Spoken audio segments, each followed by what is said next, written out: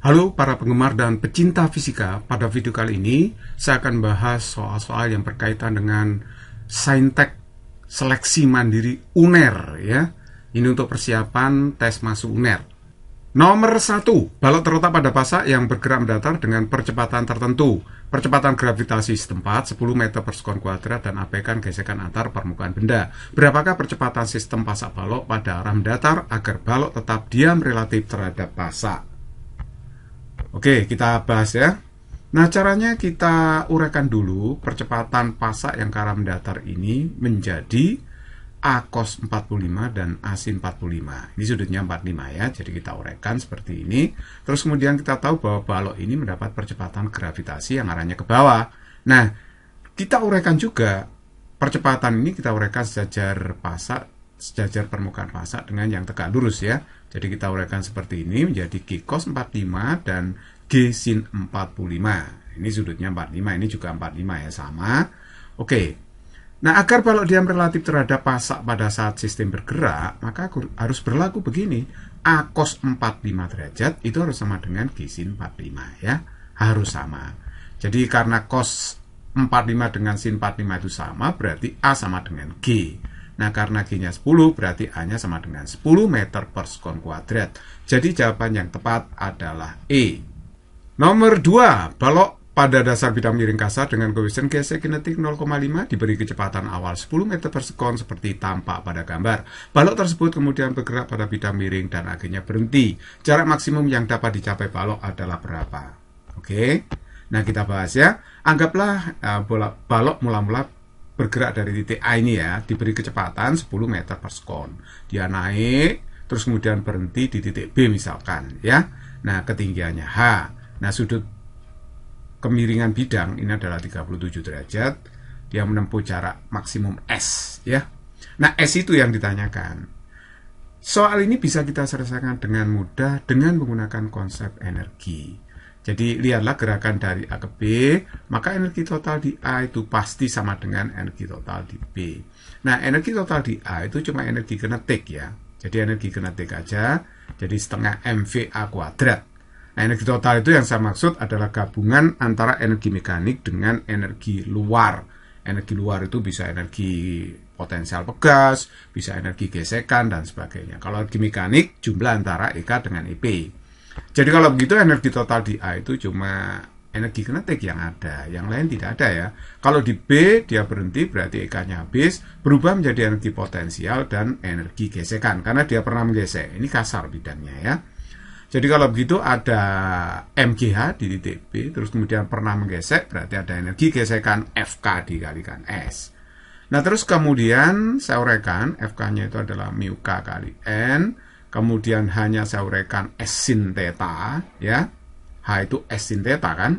Terus kemudian N-nya karena ini bidang miring, normal bidangnya itu adalah mg cos theta bagi balok ya.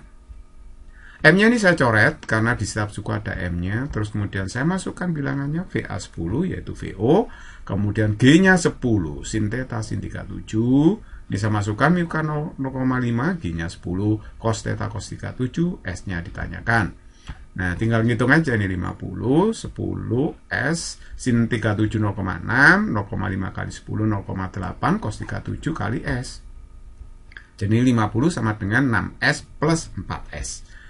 Sehingga dapatnya S-nya adalah 5 meter. Jadi jawaban yang tepat adalah D. Nomor 3, balok A dan B identik. Dihubungkan tali melewati sebuah katrol, abaikan massa katrol dan gesekan antar permukaan. Sistem mula-mula dalam keadaan diam, kemudian dilepaskan.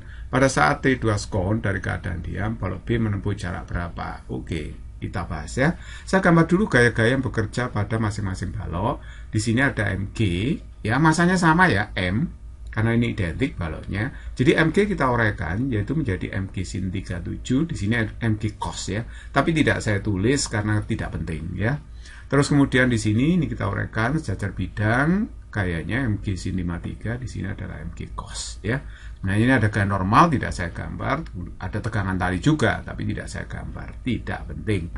Nah, kalau kita mencari percepatan cukup sigma F per sigma M aja. Nah, sigma F itu jumlah gaya-gaya yang bekerja pada sistem. Nah, MG sin 53 itu sama arah dengan percepatan sistem. Nah, kita secara logika ya harus berpikir bahwa yang ini ya balok yang ini turun, balok B itu. Sedangkan A-nya naik karena di sini lebih miring kan ya, lebih miring, maka ya asumsinya bahwa B ini turun, pasti ya A-nya naik. Oke, jadi kalau begitu ini sigma F-nya MG sin 53 dikurangi dengan ini MG sin 37 karena melawan percepatan ya, minus sigma M-nya ya M ditambah M. Nah, M-nya ini bisa kita coret. Dicoret itu artinya 1 ya. Jadi ini 1, 1, 2 jadinya ya. Terus kemudian G-nya saya keluarkan di sini. Saya masukkan bilangannya G-nya 10. Kalau tidak diketahui dalam soal, G-nya dianggap 10 ya. Sin 53 0,8, sin 37 0,6 dibagi 2. Jadi ini hasilnya kan 0,2 ya kali 10 kan 2 bagi 2. 1 ya, 1 meter per sekon kuadrat. Nah, pertanyaannya adalah pada saat T2 sekon dari keadaan diam, balok B menempuh jarak berapa ya? Dia GLBB. Kalau GLBB berlaku, SB sama dengan VOT plus setengah T kuadrat. VO-nya 0, VO-nya tadi berapa ya? Dari keadaan diam ya, dari keadaan diam. Berarti kalau begitu VO-nya 0, T-nya 2 tadi ya. Ini loh di soal 2, A-nya ketemu 1, saya masukkan. Jadi ini 0 yang depan, ini 4 bagi 2 berarti 2 meter. Jadi jawaban yang tepat adalah B. Nomor 4, dua bola besi identik bermassa masing-masing setengah kilogram dibungkam tali dengan panjang 100 cm. Abaikan diameter bola besi terhadap panjang tali. Gaya konstan F3 Newton bekerja di titik tengah tegak lurus posisi mula-mula tali. Berapakah percepatan masing-masing bola ke arah sumbu E ketika jarak dua bola itu 80 cm? Jadi pertama jaraknya ini kan 100 cm ya. Ini kalau ditarik di tengah-tengah, mula-mula yang tegak lurus ya, ditarik begitu, maka nanti di sini talinya seperti ini ya. Tapi panjang talinya tetap di sini. Kalau kita lihat di sini 50, ini 50, nanti di sini juga 50, itu juga 50 ya. Tapi jaraknya sekarang dua bola besi itu adalah 80 cm. 80 cm berarti ini kebagian 40, 40. Ini simetris kasusnya ya.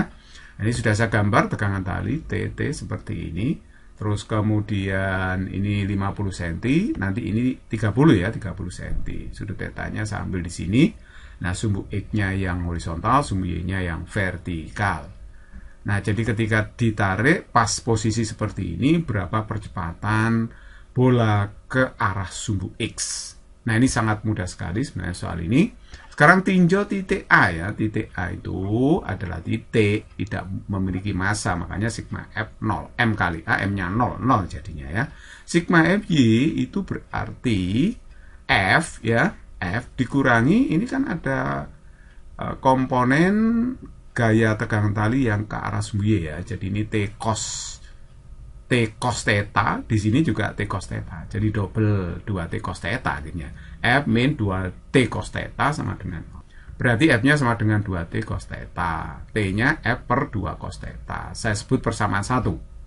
Nah, benda M perhatikan, benda M sekarang berlaku sigma F sama dengan M kali AX. Maksudnya sigma F yang ke arah X aja ini ya. Ini ke arah X ya.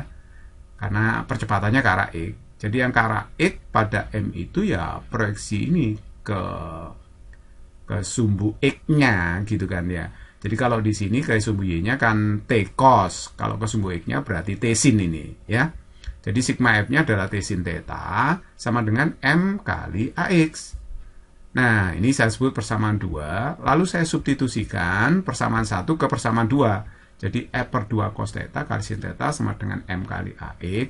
Berarti AX-nya ketemu F per 2M kali tan theta. Nah, sekarang F-nya kita masukkan 3. 2, M-nya setengah, ya setengah kilogram. Tan theta itu 40 per 30. Nah, jadi kalau begitu dapatnya adalah 4 meter per sekon kuadrat. Jawaban yang tepat berarti C.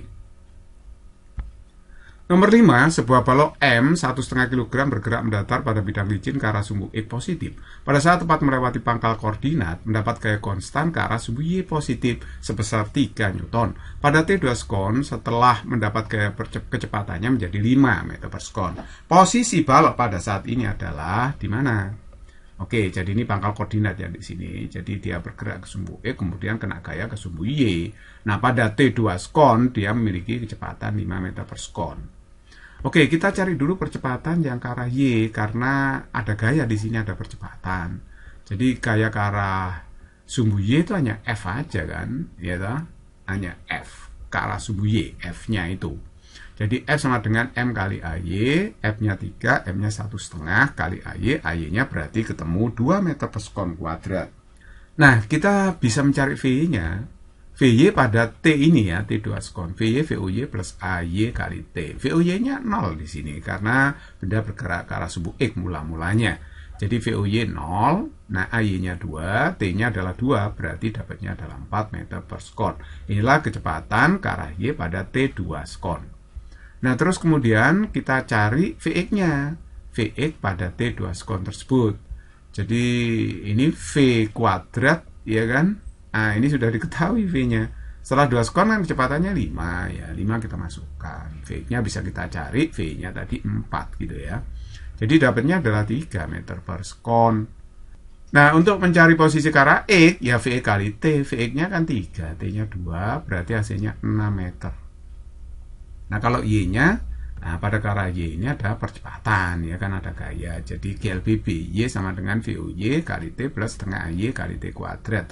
VOY-nya itu 0, ya, karena benda mula-mula bergerak sejajar sumbu X. T-nya 2 tadi, AY-nya saya masukkan 2 tadi ya. Jadi T-nya 2, saya masukkan semua, hasilnya di sini adalah 4 meter. Jadi posisi balok pada T2 sekon itu adalah 6,4 meter. Jadi jawaban yang tepat adalah B. Nomor 6, sebuah bola besi masanya 2 kg dilepaskan pada ketinggian 180 meter di atas tanah. 2 detik setelah dilepas, gaya mendatar F konstan mulai bekerja sehingga benda jatuh di tanah pada jarak 100 meter dari proyeksi titik semula di tanah. Berapakah gaya F tadi? Oke, kita jawab ya. Kita cari dulu VOY-nya. VOY itu kecepatan pada saat benda mencapai titik B nih ya. Pada saat mencapai titik B. Oke, begitu mencapai titik B ada gaya mendatar, kan gitu. Artinya benda bergerak parabol jatuh di sini gitu ya. Jadi VOY itu ya VA plus GT. Kecepatan di A ditambah dengan GT. Ini kan jatuh bebas ya, A ke B. Jadi VA-nya 0, G-nya 10, T-nya 2. Nah, ya kan? Oh, dari mana 2 lain? Tadi 2 detik setelah dilepas ya kan. Jadi kalau begitu 20 meter per sekon VOY-nya. Jadi VOY ini merupakan awal dari gerakan parabol dari B ke tanah gitu ya. Nah, kalau SAB-nya kita cari bisa, yaitu setengah GT kuadrat karena VO-nya 0 di sini ya. Jadi setengah G-nya 10, T-nya 2. Akhirnya kita dapatkan 20 meter. SAB 20 meter berarti BC-nya itu 160 meter karena jarak A ke C itu 180. Ini kan sisanya ya.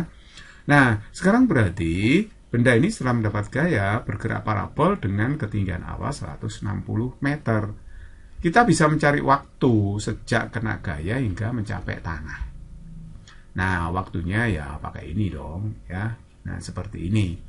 Jadi Y sama dengan VOY kali T min setengah GT kuadrat, gerak parabol Y-nya minus. Kenapa minus ya?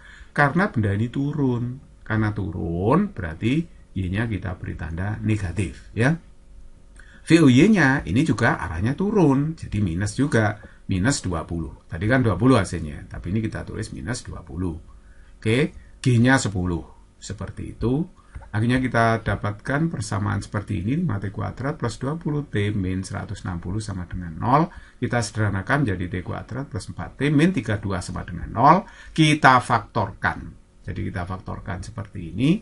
T ini yang sebelah kiri ketemu min 8. Nah, yang satunya lagi ketemu 4 sekon. Tapi waktu kan nggak boleh negatif, harus positif ya. Nah, sehingga kita pakai 4 sekon nanti. Nah, sekarang kita tinjau gerak ke arah sumbu X, ke arah mendatar ya. Dia menempuh jarak 100 meter. Ke arah sumbu X, di sini ada percepatan ya. Oleh sebab itu, konsepnya adalah GLBB ya. Jadi kalau begitu, X sama dengan VOE kali T plus setengah AXT kuadrat ya. Oke, jadi kalau begitu X-nya kita masukkan 100, ini sudah ada ya. VO-nya itu 0, T-nya 4 tadi ya. Seadanya gaya sampai ke tanah itu 4 ya.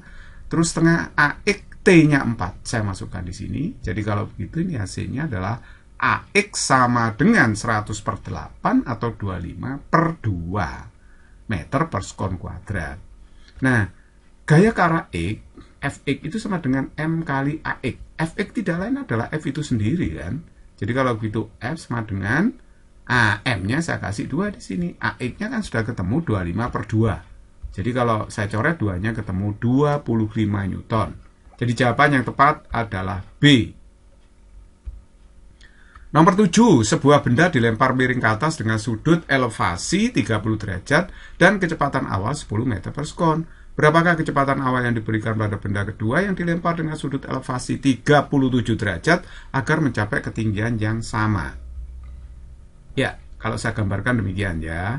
Jadi benda 1 ini dilempar dengan sudut elevasi 30 derajat, benda 2-nya 37 derajat, ya kan? Tapi dia mencapai ketinggian yang sama. Ini kecepatan awalnya tidak saya gambarkan ya, kira-kira berimbit dengan kurva awal ini ya.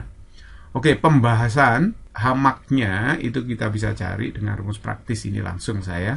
VO kuadrat sin kuadrat alfa per 2G. Kalau nggak paham rumus ini dari mana, silakan lihat G Profis gerak parabola ya. Nah, jadi pada browser YouTube tulis G Profis gerak parabola. Nanti keluar teorinya dan penurunan rumus ini. Jadi hamak itu VO kuadrat sin kuadrat alfa per 2G. Nah, saya bisa tulis seperti ini. VO kuadrat sin kuadrat alfa sama dengan 2G kali hamak. Atau saya akar kedua ruas. Saya akar ya. Tapi kita lihat bahwa yang namanya G-nya itu tetap. Hamaknya itu tetap. Sama ya. Sama di sini. Jadi kalau begitu ruas kanannya tetap. Jadi bisa kita tulis VO sin alfa itu tetap. Sehingga berlaku VO untuk benda 1 ya. Nah, kali sin alfa 1 untuk benda 1 itu harus sama dengan VO2 sin alfa 2. Jadi VO1 ini 10 kan, sinnya 30. Nah, VO2 ditanyakan sin alfa 2, alfa 2-nya 37. Jadi sin 30 setengah, sin 37 0,6. Jadi kalau begitu bisa saya tulis seperti ini, 5 sama dengan VO2 kali 0,6. Berarti VO2 itu 50 per 6. 50 per 6, 25 per 3 atau 8,33 meter per sekon. Jadi jawaban yang tepat di sini adalah C. Nomor 8, si Arman naik lift yang sedang naik dengan kecepatan A meter per sekon kuadrat dan kedua kakinya memberikan gaya tekan N1 terhadap lantai lift. Jika lift turun dengan percepatan yang sama, gaya tekan menjadi N2. Bila percepatan gravitasi setempat adalah G meter per sekon kuadrat, maka perbandingan N1 dengan N2 adalah berapa? Oke, kita jawab. Saya gambar dulu gaya-gaya bekerja pada orang ini ya. Karena kaki orang menekan lantai lift, maka lantai lift memberikan gaya reaksi berupa gaya normal. Kemudian orang ini punya berat ya. Makanya karena punya berat, dia menginjak lantai lift dengan tekanan tertentu. Nah, sekarang mari kita lihat ketika liftnya naik ya, berarti percepatannya itu arahnya ke atas. Maka berlaku sigma Fm kali A berarti N1 ya. Pada saat lift bergerak ke atas, N-nya saya beri nama N1. N1 dikurangi W ya, sama dengan M kali A. Jadi N1-nya ini searah percepatan, makanya positif di sini. W-nya berlawanan dengan percepatan negatif. Jadi N1 min W sama dengan M kali A. Atau N1 saya tulis W plus MA.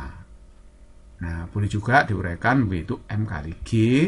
Ya, kalau liftnya turun, sigma Fm kali A, turun berarti percepatannya seperti ini arahnya ya, turun. Nah, berarti W searah gerak, N itu melawan. Jadi kalau begitu, W dikurangi N2, saya beri nama N2 ketika turun ya, M kali A. Berarti N2-nya W dikurangi MA. Atau tulis N2 itu adalah WMG min MA. Nah, kalau kita bandingkan N1 bagi N2, berarti kan MG plus MA dibagi MG min MA. Nah, M-nya ini bisa dikeluarkan kan. Akhirnya kita dapatkan G plus A per G min A. Inilah perbandingan N1 dengan N2. Jadi jawaban yang tepat di sini adalah A. Basic is very easy and fun.